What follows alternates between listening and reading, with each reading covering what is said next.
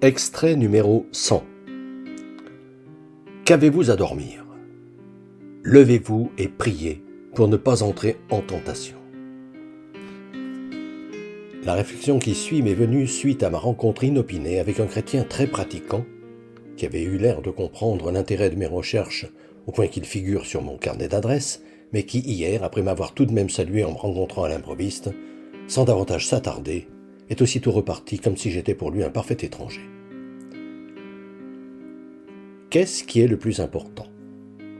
S'efforcer de suivre ce que Dieu a directement demandé par l'un de ses prophètes, ou obéir aveuglément aux dogmes et aux rites qu'en ont déduit les religieux à partir de ce qu'ils ont compris. En langage musulman, privilégier cette dernière option, n'est-ce pas faire le choix d'être un associateur qui, au minimum, met au même niveau l'enseignement de Dieu et celui des hommes, voire fait passer en premier l'enseignement que transmet la tradition des hommes devant celui de Dieu. Il m'a déjà été avancé que je ne suis personne, j'en conviens, et que je ne pèse rien face aux immenses théologiens qui, à force de travailler le jardin des évangiles, y ont découvert des pierres précieuses d'une rare richesse. Ok. Je ne peux m'empêcher de me demander, n'est-ce pas notamment parce que sont incompréhensibles les rites et les dogmes pour l'immense majorité des baptisés, que ces derniers s'éloignent de leur religion, comme passent la plupart des chalands sans s'arrêter devant les vitrines des grands bijoutiers, parce que le prix des pierres précieuses les rendent inaccessibles. Celles et ceux qui pratiquent leur religion ne devraient-ils pas s'inquiéter de voir l'immense majorité des leurs n'en pas vivre au quotidien?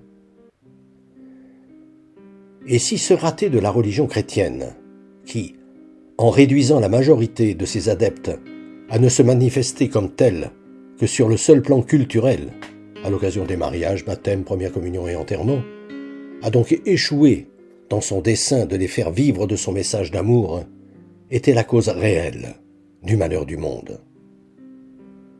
Cette question, les pratiquants qui se soucient de leur prochain et de ce qu'ils vont laisser aux générations futures, ne devraient-ils pas se la poser?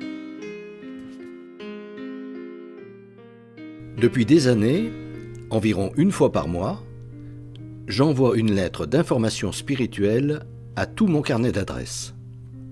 Le thème du moment est, depuis janvier 2019, être chrétien, ça veut dire quoi? Si ce sujet vous intéresse, n'hésitez pas à me transmettre votre mail, en vous contentant d'indiquer auditeur YouTube, vos noms et prénoms, et éventuellement votre numéro de téléphone si vous souhaitez me parler.